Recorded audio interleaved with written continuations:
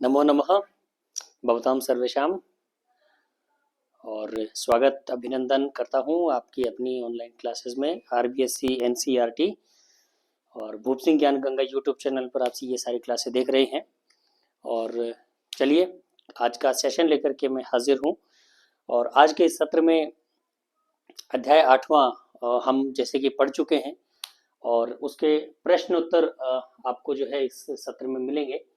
तो ये जो क्वेश्चन आंसर है ये मैं आज सोल्व कराऊंगा और आपका जो अध्ययन है उसे आप निरंतर जारी रखिए। पढ़ाई को आप निरंतर करते रहिए क्योंकि अध्ययन यदि आप नियमित नहीं रखेंगे तो कहीं ना कहीं दिक्कतें आती हैं। तो अध्ययन को नियमित रखना बहुत आवश्यक है। तो चलिए करते हैं आज के सेशन की शुरुआत। और पाठ हम पढ़ चुके हैं, समझ में आ गया होगा। लेकिन जो विद्यार्थी नए जुड़ रहे हैं इस वीडियो को, जो पहली बार देख रहे हैं, उनसे मैं कहूँगा कि यदि उन्होंने पाठ वाला वीडियो नहीं देखा है तो पहले जाकर के उस वीडियो को देखें, उस क्लास को देखें। जब तक आप उस क्लास को नहीं देखेंगे आपको ये क्लास समझ में नहीं आएगी। ठीक है, तो जो पहली बार देख रहे हैं वो इस वीडियो को ना देखें, पहले उस क्लास को देखें जिसमें भावार्थ समझाया है। और अगर भावार्थ समझ में आ गया विद्यार्थियों अच्छे से तो निश्चित रूप से आपको क्वेश्चन आंसर करने में, क्वेश्चन को सोल्व करने में कहीं कोई दिक्कत नहीं आएगी। जिन विद्यार्थियों ने भावार्थ को अच्छे से समझा है वो इन क्वेश्चन को सोल्व कर सकते हैं। चलिए करते हैं शुरुआत। पहला प्रश्न है एक पदेन उत्तरयात। एक पद में आपको उत्तर देना है। पहला क्वेश्चन इसके अंदर आपका आ जाता है कीदृशे प्रदेशे पदेशे प्रदेशे पद यात्रा न सुखावह। यानी कैसे प्रदेश में पद यात्रा करना शुभदायी नहीं है, लाभदायक नहीं है। तो वो एक आया था, उसके अंदर आपको ध्यान होगा विजने प्रदेशे यानी निर्जन प्रदेश में या सुनसान प्रदेश में अकेले पैदल यात्रा करना शुभ नहीं होता है। ठीक है, तो विजने प्रदेशे। अगला प्रश्न देखिए अतिथि केन प्रबुद्ध। अतिथि केन प्रबुद्ध। अगर मैं इसका हिंदी अनुवाद नहीं बताऊं तो आप लोग समझ सकते हैं क्या, मुझे बताइए पहले तो। बाकी मैं चाहता हूं कि हिंदी अनुवाद आप स्वयं करें क्योंकि 8वां पाठ हम पढ़ रहे हैं, अब तक तो आपको हिंदी अनुवाद आ जाना चाहिए करना। तो खैर चलिए मैं बता देता हूँ। अतिथि किससे जाग गया। ठीक है, तो अतिथि किससे जाग गया था बताइए। तो इसका आंसर आपके हो जाएगा अतिथि केन प्रबुद्ध। अतिथि चौरस्य पाद ध्वनिना। ठीक है, यानी चोर के पैरों की ध्वनि से जो है अतिथि जाग गया था। समझ में आ गया। अतिथि चोर के पैरों की ध्वनि से जाग गया था, यानी अतिथि पाद ध्वनि, चोर से पाद ध्वनि ना। कृशकाय कह आसीत। यानी कमजोर शरीर वाला कौन था। तो कमजोर शरीर वाला कौन था बताइए। तो कमजोर शरीर वाला जो निर्धन अतिथि जो था ना वो कमजोर शरीर वाला था। ठीक है, तो निर्धन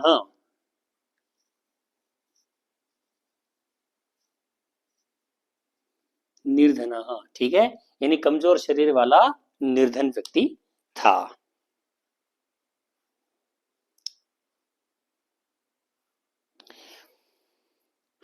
अगला प्रश्न देखिए न्यायाधीश कस्मै कारादंडम आदिष्टवान। न्यायाधीश के द्वारा किसके लिए जो है कारादंड का आदेश दिया गया। तो किसके लिए बताइए। आरक्षये।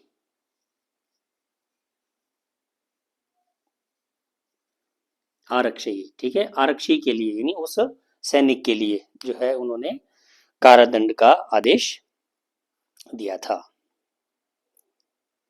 कम निक्षा मृत शरीरम आसीत। किसके पास में मृत शरीर पड़ा हुआ था। तो राजमार्गम।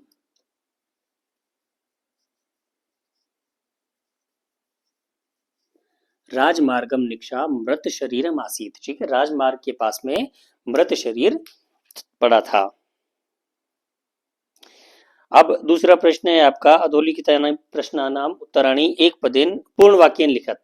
अब पूरे वाक्य में आपको लिखना है। ये पहले प्रश्न के उत्तर आप देख सकते हैं और अपनी कॉपी में लिख सकते हैं।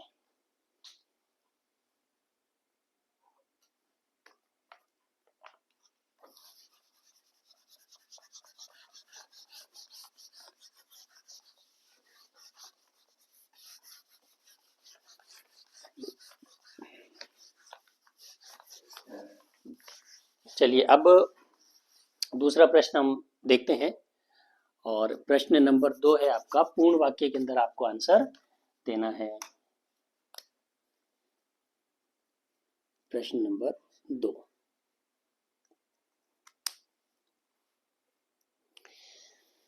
पहला है इसके अंदर आपके, निर्धनः जनः कथम वित्तम उपार्जितवान। निर्धन व्यक्ति जो है किस प्रकार से जो धन प्राप्त करता है, धन अर्जित करता है।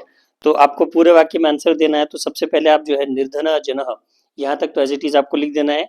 कथम के स्थान पर अपना आंसर आ जाएगा। तो कथम भूरि परिश्रम्य। ठीक है,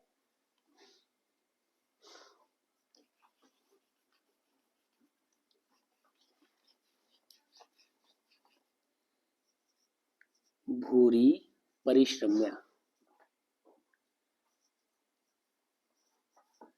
यानी बहुत मेहनत करके उसने जो है धन प्राप्त किया। तो इसका यदि पूर्ण वाक्य में आपको लिखना पड़े तो आप इस तरीके से लिखेंगे, निर्धनः जनः भूरि परिश्रम्य वित्तम उपार्जन, यानी निर्धन व्यक्ति जो है अत्यधिक मेहनत करके धन को प्राप्त किया। अगला प्रश्न है, देखिए अगला प्रश्न आपका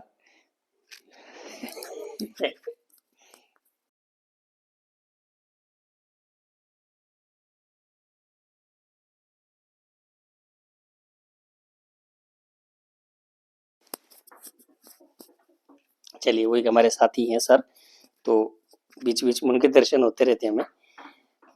अगला प्रश्न देखते हैं। अगला प्रश्न है, जनः किमर्थम, जनः किमर्थम पदाति गच्छति, यानी हाँ यही था ना क्वेश्चन अपना, निर्धन जन कथम, हाँ ठीक है ये हो गया था। दूसरा प्रश्न अपना, जन किमर्थम पदाति ही गच्छति, यानी वह व्यक्ति किस कारण से पदाति मतलब पैदल चलता है। तो किस कारण से पैदल चलता है बताइए।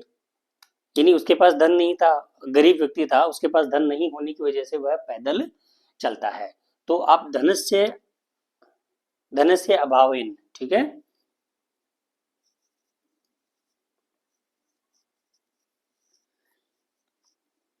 धनस्य अभावेन या वित्त कार्षेण भी आप कर सकते हैं। एक शब्द पूरा हो जाए तो वित्त कार्षेण, यानी धन के अभाव से।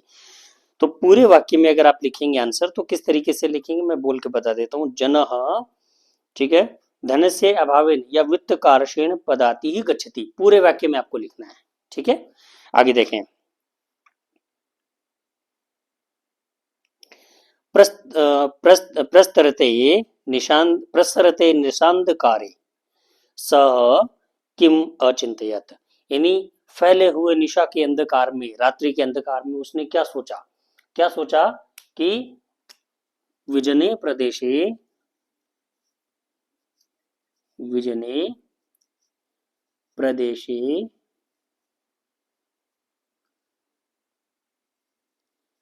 पदयात्रा न शुभावह, यानी विजय प्रदेश है या एकांत प्रदेश में पद यात्रा करना शुभ नहीं है, जो है श्रेष्ठ नहीं है। तो इसका पूरे वाक्य में आप अगर लिखेंगे तो प्रसरते निशांत कारे विसने विजने निशांत कारे सह अचिंतयत यत विजने प्रदेशे पद यात्रा न शुभावह। ठीक है, ये आपका पूरा आंसर हो जाएगा। अगला देखें, वस्तुतः चौरः कः आसीत्, वस्तुतः चौरः कः आसीत्, वस्तुतः चोर कौन था, ठीक है। तो आरक्षी, आरक्षी वो ही था चोर असल में।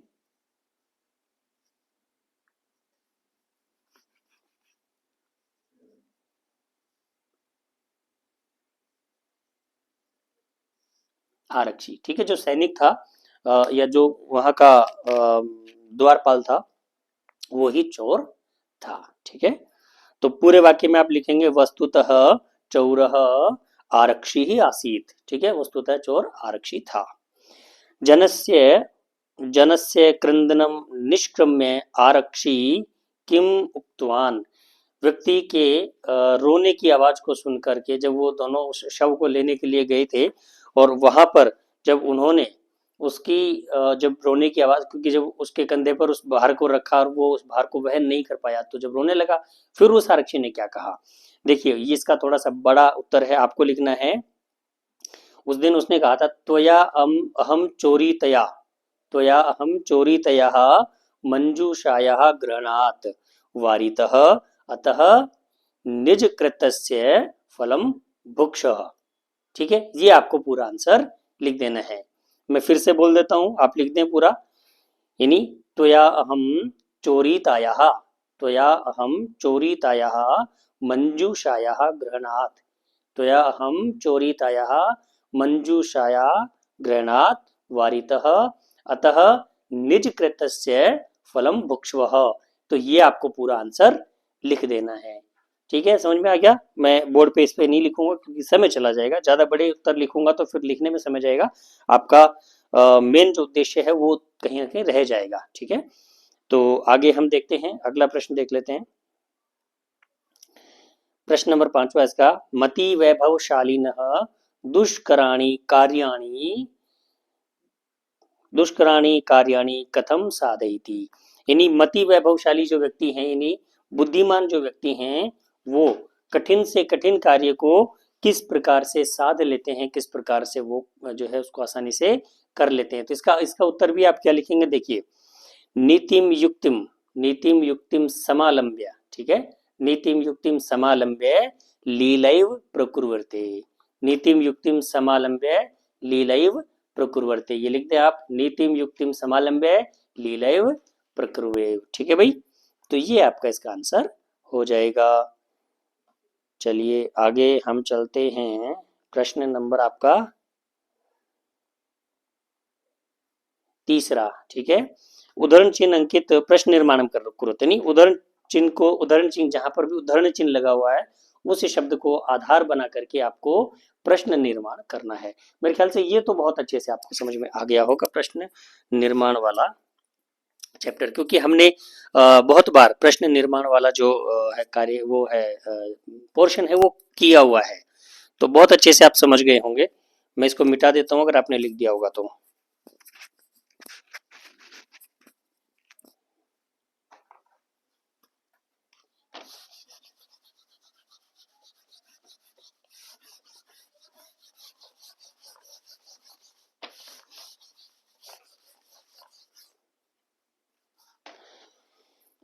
देखिए बच्चों, तीसरा प्रश्न अपना, इसमें पहला है आपका पुत्रम, ठीक है, पुत्रम उद्धरण चिन्ह लगा रखा है, पुत्रम द्रष्टुम सह प्रस्थितः।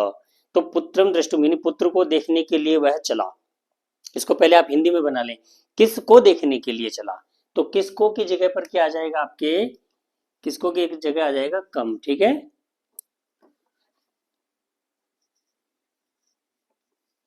कम आप पूरे वाक्य में लिखेंगे, मैंने सिर्फ वो शब्द लिखा है, ठीक है, मैं बोल देता हूं, आप लिख सकते हैं पूरा।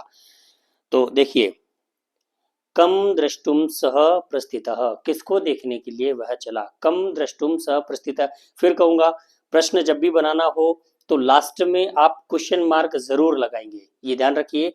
प्रश्नवाचक जो चिन्ह होता है उसे आप जरूर लगाएंगे ताकि उसका एक अलग इफेक्ट पड़ता है और अच्छे नंबर उसको मिलते हैं, क्योंकि प्रश्न जब बना रहे हैं तो प्रश्न प्रश्न के तरीके से ही होना चाहिए।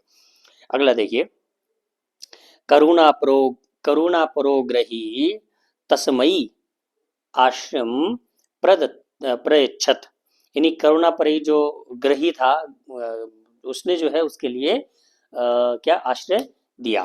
तो अब इसको आप हिंदी में बना लें, करुणा परई के द्वारा किसके लिए जो है आश्रय दिया गया, तो क्या आ जाएगा इसमें, कसमई आएगा। ठीक है भाई,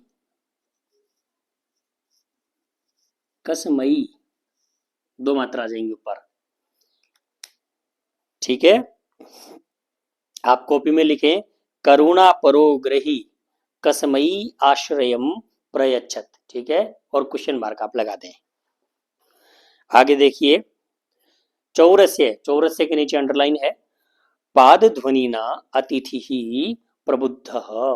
चौरस्य, देखिए एक चीज और ध्यान रखिए, जिस विभक्ति और वचन के अंदर प्रश्नवाचक शब्द दिया होता है आपको, अंडरलाइन वाला शब्द जो दिया हुआ है, स्थूल पद जो अगर जिस विभक्ति वचन का है, आपको प्रश्नवाचक शब्द भी उसी विभक्ति और उसी वचन का लगाना है।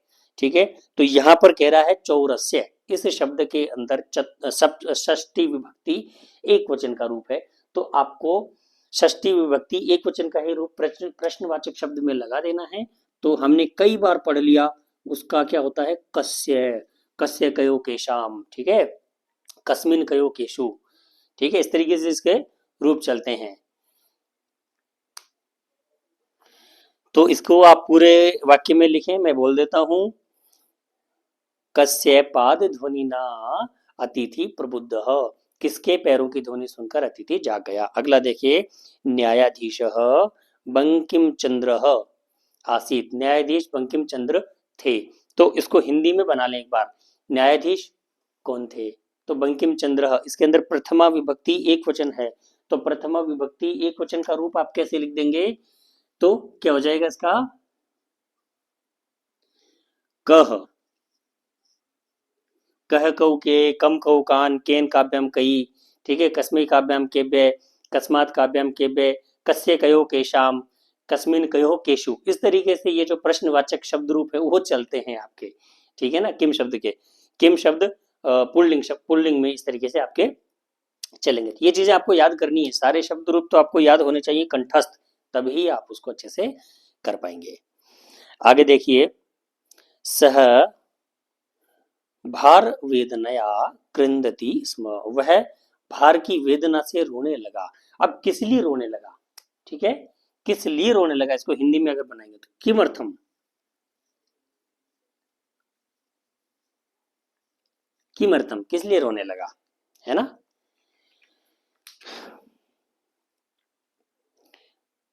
पूरा बनाए, सह किमर्थम कृंदति स्म, वह किस लिए रोने लगा। अगला है, उभौ शवम चत्वरे स्थापितवन्तौ, दोनों ने शव को चबूतरे पर स्थापित कर दिया या रख दिया।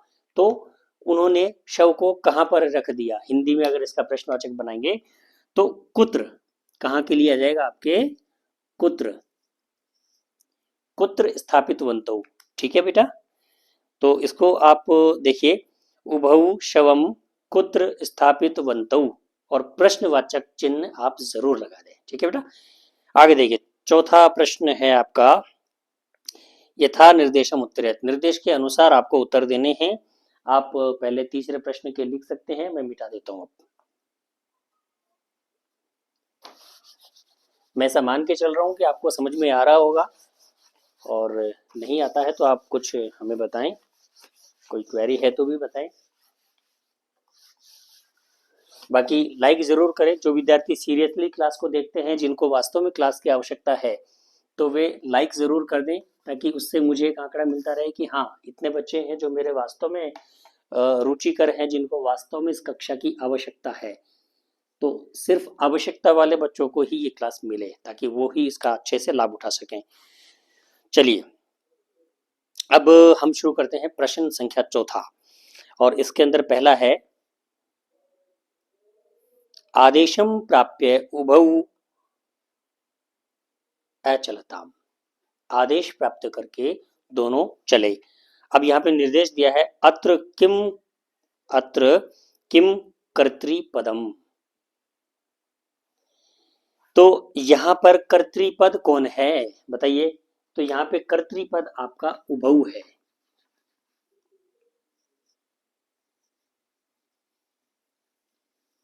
उभौ ये आपका कर्तृपद है इस वाक्य के अंदर। ठीक है बेटा, चलिए आगे देखें।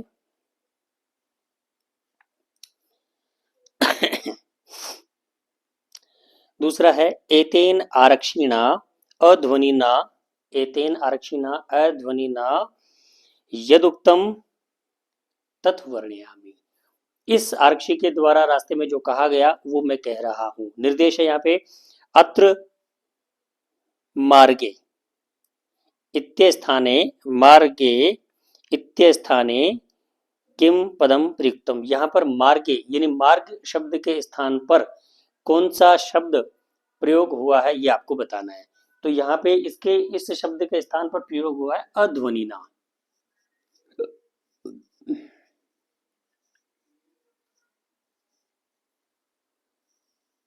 इसके स्थान पर प्रयोग हुआ है अध्वनिना। ठीक है, चलिए अगला प्रश्न देख लेते हैं।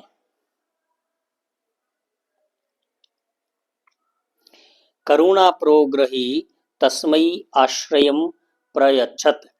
अब निर्देश है, यानी करुणा परिग्रही ने उसके लिए आरक्षी जो है आश्रय प्रदान किया, उसको जो है आश्रय दिया। अब यहाँ पे निर्देश आपको दिया हुआ है, अच्छा अब यहाँ पे अत्र, अत्र तस्मै इति सर्वनाम पदम कस्मै प्रयुक्त। तो यहाँ पर जो है, एक सेकंड फिर से दोबारा देखिए, करुणा परो ग्रही तस्मै आश्रयम प्रयच्छत। ठीक है, करुणा परिग्रही ने उसको जो है आश्रय प्रदान किया। अत्र तस्मै, ठीक है, इति सर्वनाम पदम कस्मै प्रयुक्त। तस्मै जो शब्द आया, सर्वनाम आया है, यानी उसके लिए। तो ये उसके लिए जो सर्वनाम है, तस्मै जो सर्वनाम है, वो किसके लिए प्रयोग हुआ है बताइए? तो निर्धनाय। ठीक है, निर्धनाय।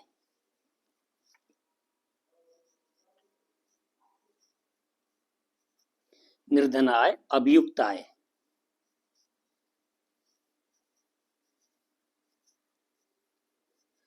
निर्धन अभियुक्त के लिए। ठीक है,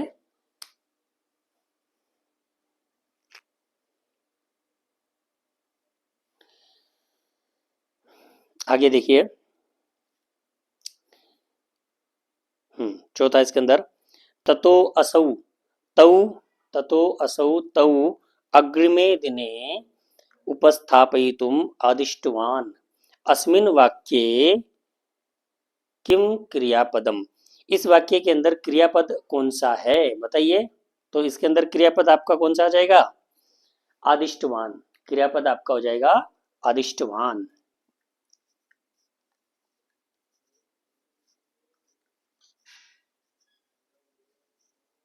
ठीक है, ये आपका इसके अंदर क्रियापद है।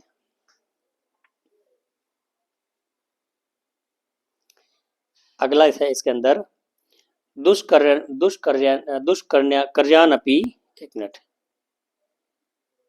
दुष्करान्यपि, हाँ, दुष्करान्यपि कर्माणि, दुष्करान्यपि कर्माणि मति वैभवशालिनः। अत्र विशेष्य पदम किम बताइए? यानी मति वैभवशाली जो व्यक्ति होते हैं वो कठिन कार्य को भी सरलता से कर देते हैं। तो यहाँ पर आपको विशेष्य शब्द बताना है कि विशेष्य पद शब्द कौन सा है। तो विशेष्य कौन सा है? कर्माणि। कर्माणि जो शब्द है वो यहाँ पर विशेष्य है।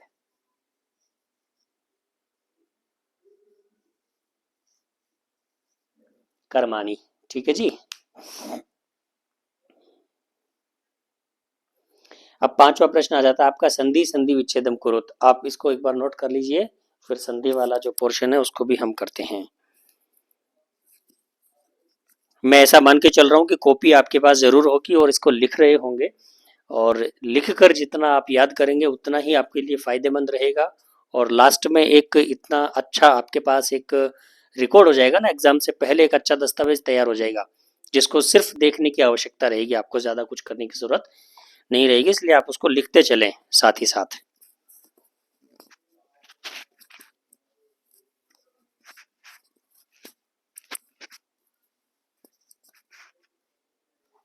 चलिए, लिख लिया होगा, मैं मिटा देता हूँ।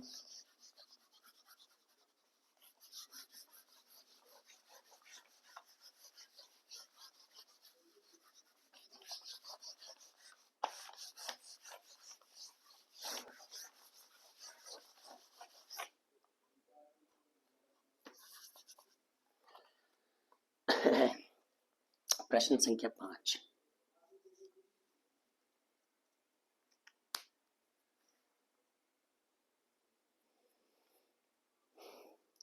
पदातिरेव, इसका संधि विच्छेद आपको करना है, ठीक है।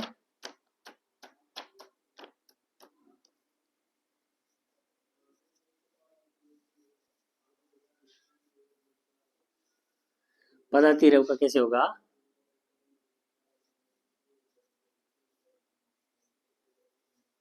पदाति ही, विसर्ग इसमें ध्यान रखना, प्लस एव, पदाति ही प्लस एव बराबर पदातिरेव।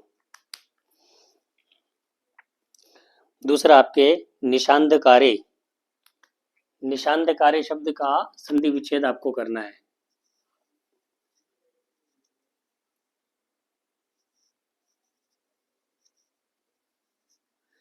तो इसका हो जाएगा निशा प्लस अंधकारे, यानी रात्रि के अंधकार में, निशा प्लस अंधकारे दीर्घ संधि इसके अंदर आपकी हो जाएगी, ठीक है जी। इसके बाद में आपका आ जाता है अभी प्लस आगतम, अभी प्लस आगतम, ठीक है। इसका आपको संधि करके बताना है, यानी जोड़ करके इसको लिखना है आपको। हाँ, अभी प्लस आगतम बराबर अभ्यागतम। भय जो है वो आधा हो जाएगा, ठीक है, और ये जुड़ जाएगा उसके अंदर, अभ्यागतम। भोजन प्लस अंते, भोजन प्लस अंते, इसको संधि करके लिखना आपको। भोजन प्लस अंते बराबर भोजनांते।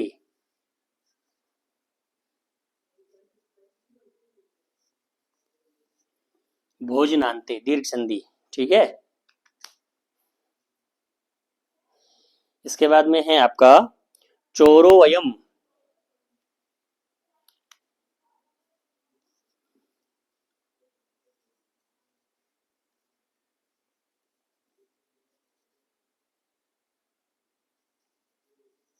यानी अवग्रह वाला है, तो इसका हो जाएगा चौरह प्लस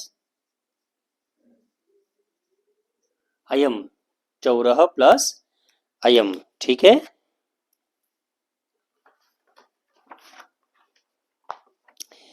इसके बाद में चलिए अगला है आपका ग्रह प्लस अभ्यंतरे,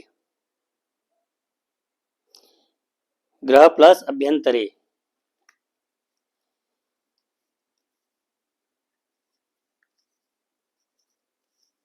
ग्रह प्लस अभ्यंतरे, तो बराबर ग्रहाभ्यंतरे।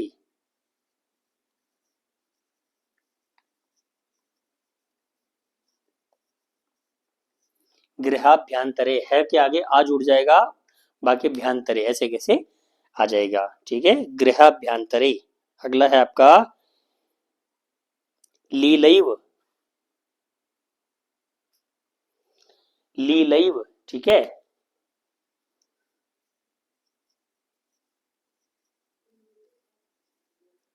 इसका हो जाएगा लीला प्लस एव, ठीक है, लीला प्लस एव बराबर लीलैव। और इसके बाद में आखिरी इसका आ जाता है आपके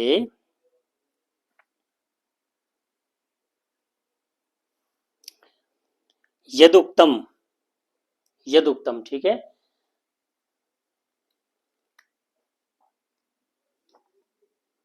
चलिए मैं यहां लिख देता हूँ, है ना, मिटा ही देता हूँ। चलो आपने लिख लिया होगा एक बार, आप लिख इसको लिख सकते हैं, मैं हट गया हूँ। उसके बाद में फिर हम अगला लिखते हैं, पॉज करके आप लिख सकते हैं थोड़ा बैक जाके, ठीक है।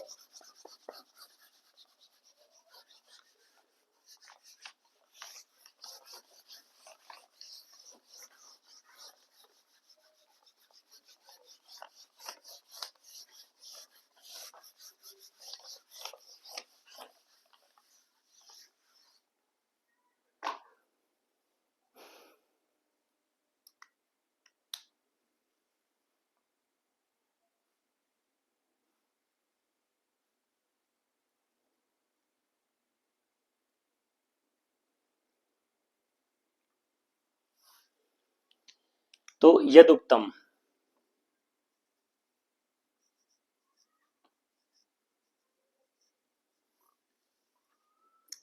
इसका हो जाएगा आपके यत, तय तराजू हो जाएगा, ध्यान रखिए, ठीक है। यत प्लस उक्तम, यानी दे दवात की जगह पे तय तराजू हो जाएगा। यत प्लस उक्तम बराबर यद उक्तम, ठीक है। और इसके बाद में आपका प्रबुद्ध प्लस अतिथि ही, ठीक है। इसको भी हम जोड़ के देख देते हैं, बता देते हैं आपको जोड़ के। प्रबुद्ध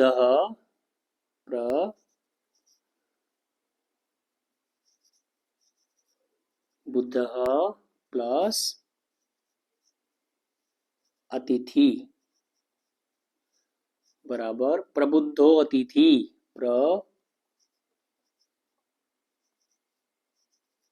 प्रबुद्धो तिथि, प्रबुद्धो तिथि, ठीक है जी। तो ये आपका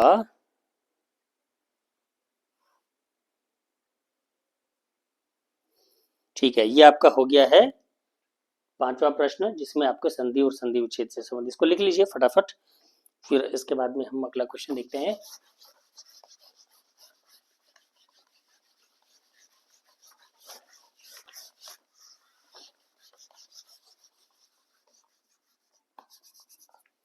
प्रश्न नंबर 6 आपका प्रत्यय वाला क्वेश्चन है, ठीक है। आपको प्रत्यय छांट करके बताने हैं।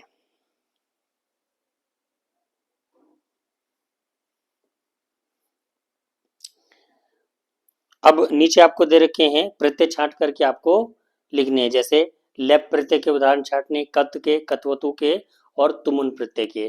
तो सबसे पहले हम लेप प्रत्यय के उदाहरण देख रहे हैं यहाँ पे,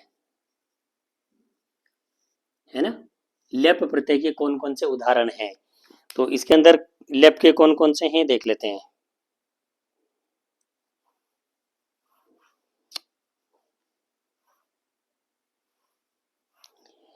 इसमें सबसे पहले आपका परिश्रम में, उसके बाद में परिश्रम में के बाद आपका आ जाता है विहाय, ये भी आपका लेप का उदाहरण है। और इसके बाद में आपका आदाय, ये भी लेप का उदाहरण है। और इसके बाद में आपका इसमें आ जाता है समागत्य, ये भी आपका लेप का उदाहरण है, ठीक है। तो सबसे पहले परिश्रम में, ठीक है,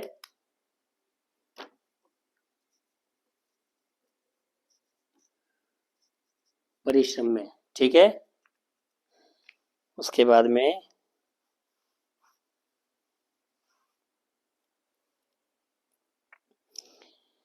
परिश्रम के बाद में आपका विहाय,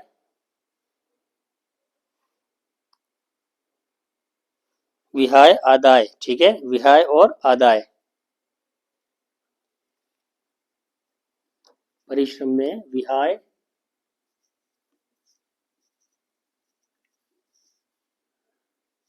आदाय, समालम्ब्य,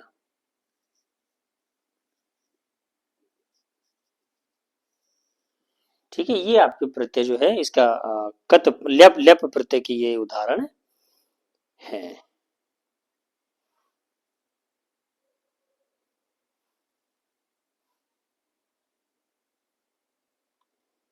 समागत्य है ये लास्ट में, ठीक है, समालम्ब्य नहीं है, समागत्य है लास्ट वाला।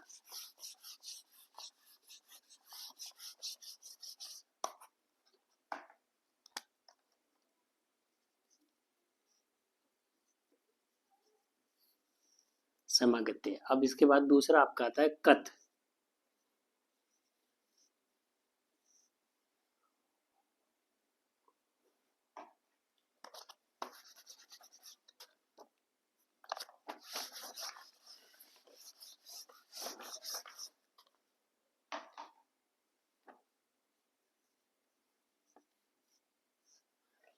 कथ, कथ में देखिए कौन कौन से उदाहरण है आपके यहाँ पे जो दिए हुए हैं।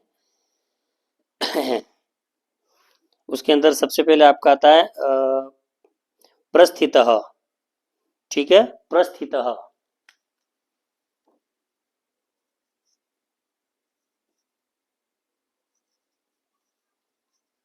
यानी इसके अंदर त शेष रहता है, ठीक है, प्रस्थितः। इसके बाद आपका इसके अंदर दिया हुआ है प्रस्थितः के बाद में प्रविष्टः, ठीक है, त या ट शेष रहता है इसके अंदर, प्रविष्टः, प्रविष्टः, ठीक है। उसके बाद में आपका आता है प्रविष्टः के बाद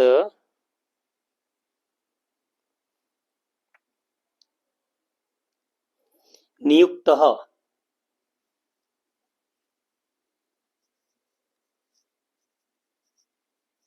नियुक्तः, ये भी आपका कत प्रत्यय का उदाहरण है। नियुक्तः के बाद आपका इसमें दिया है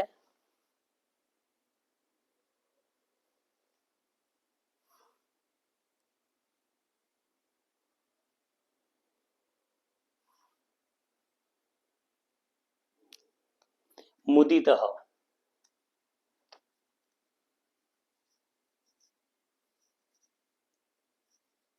मुदितः, ठीक है। इसमें त या ट शेष रहता है, आप इनको लिख लीजिए। उसके बाद में इनको मिटा के अगले दो प्रत्यय और आपके लिख देते हैं।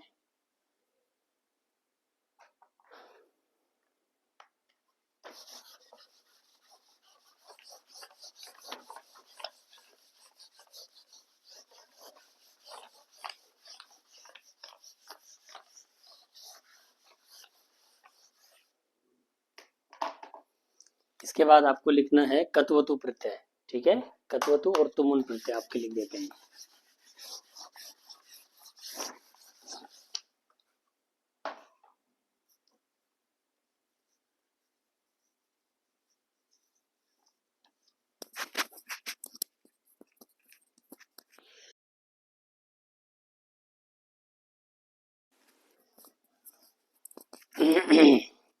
देखिए कत्वतु प्रत्यय में कौन कौन से हैं आपके उदाहरण यहाँ पे।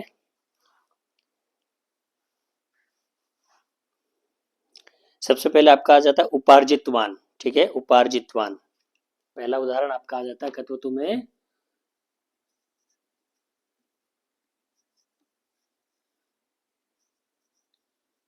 उपार्जितवान। इसमें ये ध्यान रखिए वान शेष रहता है, ठीक है, उपार्जितवान। इसके बाद में आपका पृष्ठवान, जिसमें भी वान लगा हुआ है वो आप कत्वतु में लिख सकते हैं,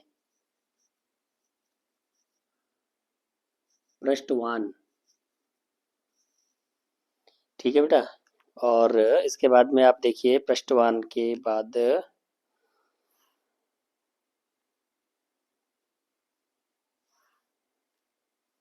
इसके बाद आपका नीतवान, ठीक है, नीतवान।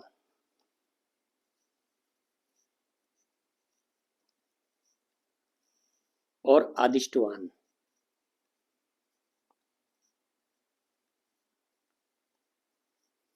ये आपके कत्वतु के हो गए। अब आपका आता है तुमुन,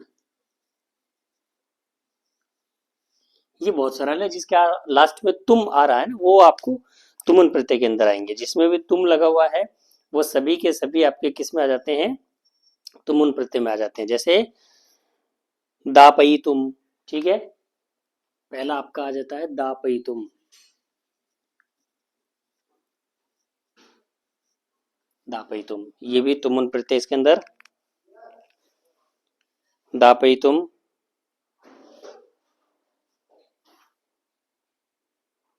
दापई तुम के बाद में आपका इसके अंदर आ जाता है क्रोशितुम, क्रोशितुम,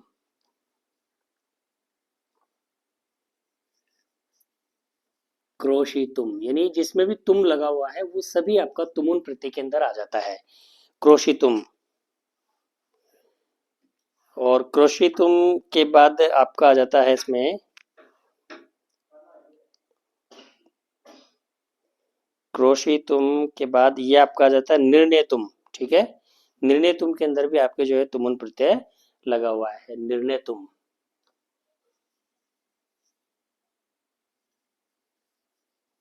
निर्णेतुम, ठीक है, यानी निर्णय करने के लिए। तो ये आपके प्रत्यय से संबंधित क्वेश्चन हो गए हैं। और इसके एक बार इसको आप उतार लीजिए।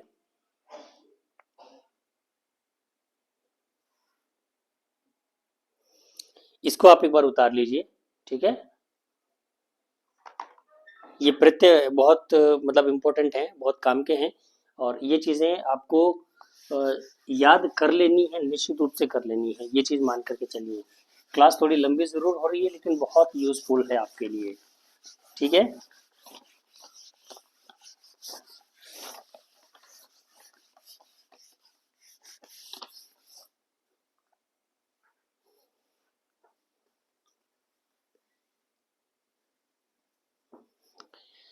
तो अब हम देखते हैं, इसके बाद आपका 7वां क्वेश्चन आ जाता है, अधोलिखितानि वाक्यानि बहुवचने। आपको बहुवचन में परिवर्तन करके लिखना है। मैं अब सीधा बोलूंगा, आप लिखेंगे कॉपी में, ठीक है। पहला इसके अंदर आपका, सह बस यानम विहाय पदातिरेव गंतुम निश्चयं कृतवान। वह, उसने बस यान को छोड़ करके पैदल चलने का निर्णय लिया। तो उसका बहुवचन कैसे करेंगे उसने, तो सह की जगह ते लगा देंगे हम आप यहाँ पे। ते बस यानम विहाय पदातिरेव गंतुम निश्चयं कृतवन्तः। कृतवान की जगह आपके आ जाएगा कृतवन्तः, ठीक है। तो सह की जगह ते, कृतवान की जगह कृतवन्तः, बाकी एज इट इज आप उतार दीजिए। अगला देखिए इसमें, चौरह ग्रामे नियुक्त राजपुरुष आसीत। तो यानी चोर जो है गांव में नियुक्त राजपुरुष ही था। तो इसका बहुवचन कैसे बनाएंगे, चौरह का बहुवचन हो जाएगा चौराहा, चौरह चौरऊ चौराहा। चौराहा ग्रामे, नियुक्त की जगह नियुक्तः, चौराहा ग्रामे नियुक्तः राजपुरुषः, राजपुरुषः की जगह राजपुरुषः, आसीत की जगह आसन, ठीक है। तो चौराहा ग्रामे नियुक्तः राजपुरुषः आसन, चोर जो है गांव में नियुक्त राजपुरुष ही थे। कश्चन चोरः, कश्चन चोरः गृहाभ्यन्तरं प्रविष्टः। तो कश्चन का बहुवचन बनाएंगे तो केचन हो जाएगा, केचन चौराहा, चौरह की जगह चौराहा, केचन चौराहा गृह अभ्यंतरम प्रविष्ट प्रविष्टि, ठीक है, प्रविशति, ठीक है, नहीं प्रविशन, सॉरी प्रविशन, ठीक है। ये आप इसमें बना देंगे। इसके बाद में अन्य द्युहु, अगला क्वेश्चन इसका आपका, अन्य द्युहु तौ न्यायालय स्व स्व पक्षम स्थापयितवन्तौ, ठीक है।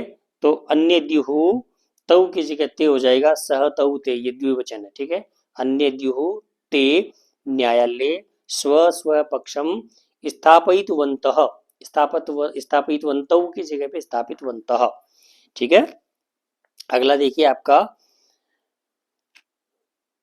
कोष्ठकेषु दत्तेषु पदेषु यथा निर्दिष्टम विभक्तिम प्रयुज्य रिक्त स्थानानि पूरे, कोष्ठक में दिए गए शब्दों के जो है निर्देश के अनुसार विभक्ति लगा करके आपको करना है। जैसे पहला इसमें सह खालिस्तान निष्क्रम में बहिरागच्छत। अब इसमें आपको जो है निर्देश दे रखा आपका गृह शब्द पंचमी विभक्ति, तो गृह शब्द पंचमी विभक्ति हो जाएगा आपका गृहात, गृहात, ठीक है। और इसके बाद में आप देखिए दूसरा है आपका, मैं थोड़ा सा फास्ट कर रहा हूँ क्योंकि वीडियो बहुत लंबा हो जाएगा, है ना। दूसरा आपका गृहस्थ खालिस्तान आश्रय प्रयचन। तो इसमें आपका अतिथि शब्द की चतुर्थी विभक्ति, तो अतिथेये,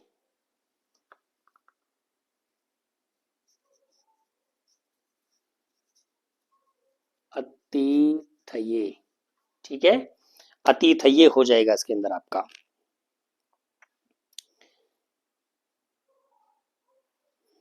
तीसरा इसका आपका तौ प्रति। अब इसमें सीधा निर्देश बता देता हूँ आपको, न्यायाधीश न्यायाधिकारिन शब्द की आपको तृतीय विभक्ति लगानी है, द्वितीय विभक्ति सॉरी।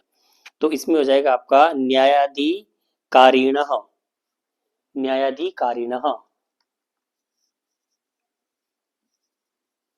न्यायाधिकारिणः, ठीक है। ये आपका आंसर इसमें हो जाएगा। अगला है इसके अंदर आपका चौरह, खालिस्तान, चोरी अभ्यायोगे। अब इसके अंदर सीधा मैं आपको निर्देश बता देता हूँ। इदम शब्द सप्तमी विभक्ति, ठीक है, तो यहाँ पे आ जाएगा अस्मिन।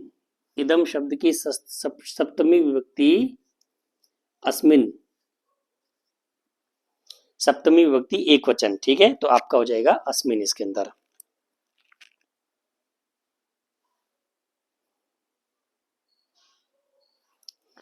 अगला है आपका पाद ध्वनि शब्द की तृतीय विभक्ति बताना है इसके अंदर। लास्ट पांचवी की मैं बात कर रहा हूं।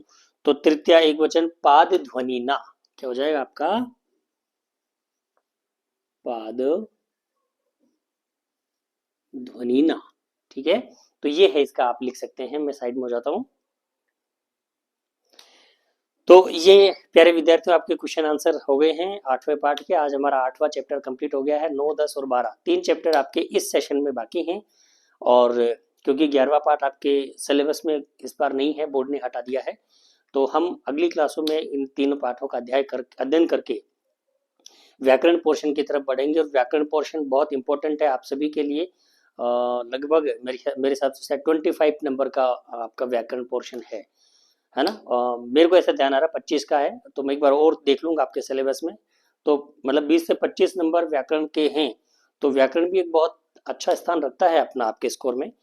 तो आप लोग व्याकरण को बहुत अच्छे से देखिए। इस पाठ्य पुस्तक के बाद में हम उसको शुरू करेंगे।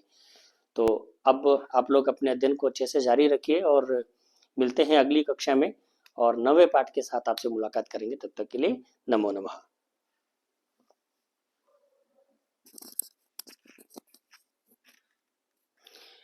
हाँ सर, क्या बता रहे थे आप?